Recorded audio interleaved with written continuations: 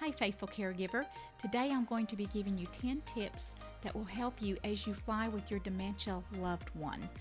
And one of them I had never heard about until I talked to a Delta representative a few days ago, and I can't wait to share this with you because I really think it's going to be helpful.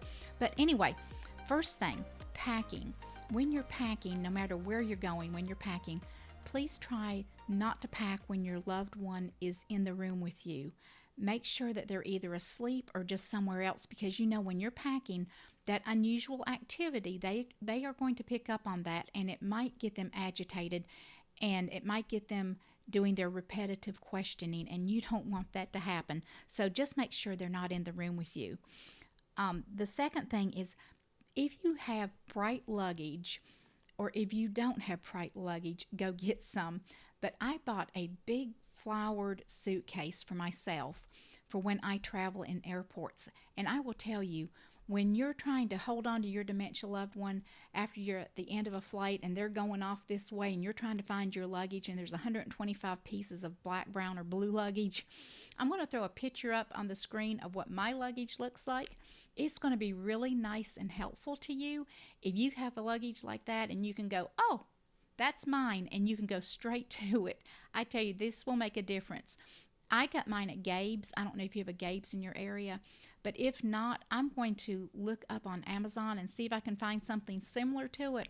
And I have to say, I am an Amazon associate.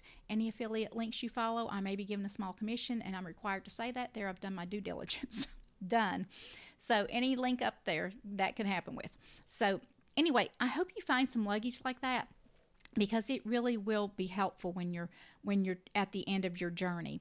The third thing is, if they have comfort items like a blanket or a stuffed animal, maybe a small pillow, make sure those go on the plane with you, because that will be helpful to them, just to make them feel a little bit of security, because it's probably not going to be an environment they are used to. The fourth thing, I just heard this from a lady that she did this in airports, and I'm like, I'm going to start doing this. She wears a coat with pockets in it, and when she gets in that security line to go through it, she puts her telephone, her passport, anything that she has to have, she puts in those pockets.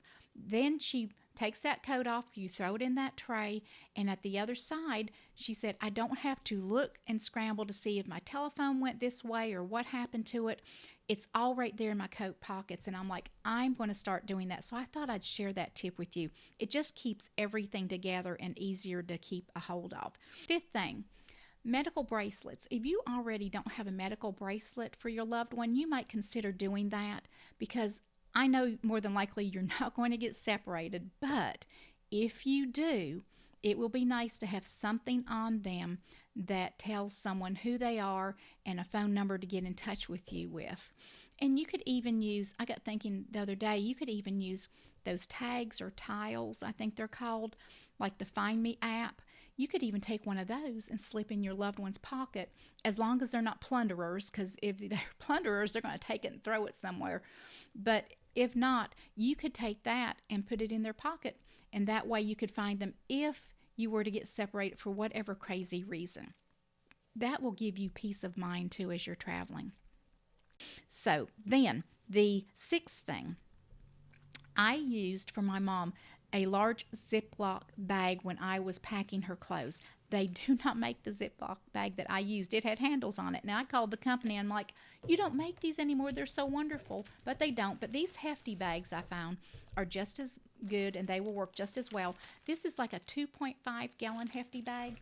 And when I packed my mom's clothes, what I would do, I would put her pants, her socks, her shirt in one of these bags. And then I would take her pull-ups and I'd put them in a bag there, so that when she and my brother were traveling, and they would travel all the way from North Carolina to Canada, so it was a long trip, what he could do is he could just open the suitcase up, pull out a bag, and say, hey, Mom, here's your clothes to put on this morning. He did not have to plunder in the suitcase, and my mom didn't go plundering through the suitcase trying to find something to wear. This is like one of the best tips I can give you, no matter how you travel, by airplane or by car. It's going to be just a lot easier if you have that one thing that you can pull out of the suitcase and say, hey, here's your clothes. And then they can go and nothing is a huge mess. So that is my sixth tip. The seventh thing that I always did before getting on a plane was I go to Chick-fil-A and get an 8-piece chicken nugget. And then I would go to Biscuitville and I would get 2 plain biscuits with grape jelly. And I'd do that like the day before so that they were chilled and cold. And then the next morning I had that and I'd pack it in a little sandwich bag or whatever quart size bag and take it with me to the airport so that when I got through security and I had that like another 30 to 45 minutes wait until I would board, I had food with me already. And then that way I didn't have to go into one of the restaurants or anything like that. And if you have your food with you like that for yourself and your dementia loved one, that will make it so you don't have to stand in line to get them something to eat. Just go ahead and have that food with you, and it's just going to make life easier if you do that. Then the eighth thing that I did before I would leave when I was getting ready, I would, go to get my socks and shoes on. And instead of 1 pair of socks, I put 2 pairs on. This is like a thin pair that I put over my main socks. And that way, when I got to the security line and I took my sneakers off, I could just walk on that nasty floor. I'm sorry, y'all. I'm OCD. This is why I do this. So I could go through security, get on the other side of security, I gather my belongings. I didn't have to stand there and try to have to do whatever. I could just walk in my sock feet. I wasn't standing there putting my shoes on like a lot of people do. I just gathered what I had, went over to a bench, and I'd sit down. I'd peel off this first layer of socks, and then I'd put them in like a little baggie and stick them down my bag. Then I had clean socks to put on. And my friends, when I tell them this trick, they always go, why didn't I think of that? And I'm like, you're not as OCD as me. That's why you didn't think of it. But anyway, there's a tip to help you get through that line with not so many germs on you. And another thing that I did also, I would take, you know how you have to have your electronics all in one area to show them. I always put mine, well, I carry them in this bag normally, but I'd put everything in a gallon bag and I would put it in the tray. I mean, it's just simple to do that. Put your electronics in the tray. Everything's together. Nothing's falling all over the place. And that is another simple thing that I would do to take care of stuff. Then, one other thing, I don't think I told you this. In the packing, I always pack a food. This is like a cosmetic bag. And I just pack a cosmetic food bag. And I would put things like peanut butter in it, my nuts, my chips, everything like that. I would cram this full whenever I'm traveling by plane. That way, if I, for whatever reason, have a flight delay or I'm late getting to where I'm needing to go, I don't have to worry about having something with me to eat. And I would suggest doing that with your dementia loved one also, because there's nothing worse than getting somewhere and you don't have anything to eat or anything that they would eat. So I would just take whatever you could, and you don't have to take a lot, but just take enough that would get you through a couple of meals so that they could have food that they would enjoy while, before you get to wherever it is that you need to go. That I just put on I would check that bag in. I always checked it in, but I just had it when I arrived. Okay, so we've gone through the socks, the electronics, and now we are already up to number 10. This is the best one, y'all. This is why I was so excited to make this video.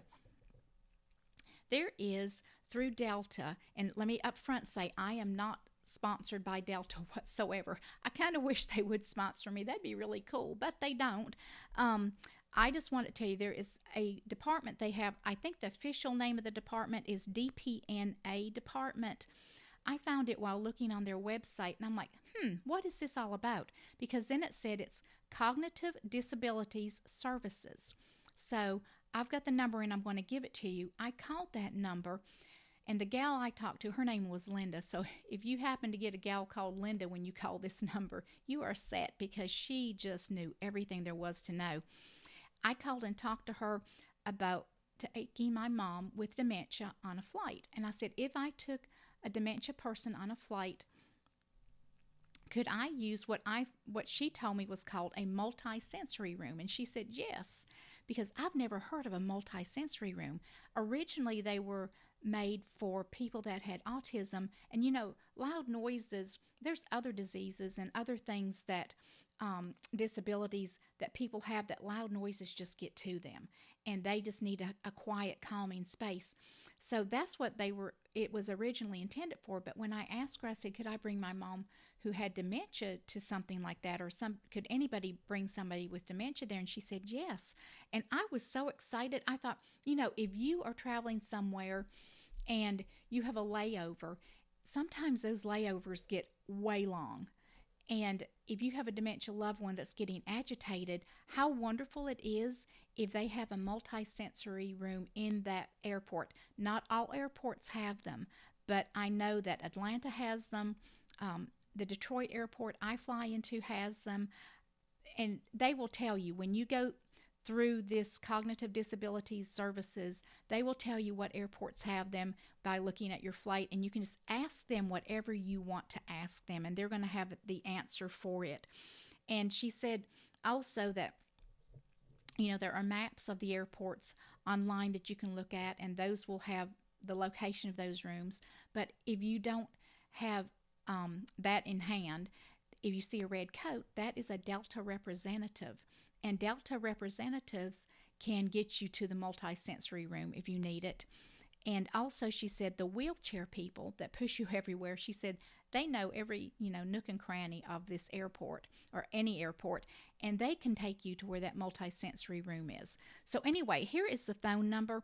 And also use this phone number when you're making your reservations, because that way they document everything you tell them, so that when you board that plane, and when you're on the plane, and when you're getting off, everybody kind of already knows what your needs are if you go through this particular service. And the service is free. And the phone number is this is the phone number: 404-209-3434. And I will put that phone number in the show notes so that you'll have it. And I'd love for you, if you've ever used this room, if you would just drop a comment down below, then I could see what you thought about the room. The next time I fly, I'm going to ask them to show me where it is, because I just want to see what it looks like, and I can better inform you that way also. But if you've used them, let me know. And if you use them in the future, please come back and let me know. As we build this community together, I'd like to share information back and forth, because the goal of this particular video podcast is to make life easier and simpler for you as you're taking care of your dementia loved one. So enjoy these moments and these memories you're making on this trip, and I hope to see you in the next video. Have a great day, and God bless you. Bye.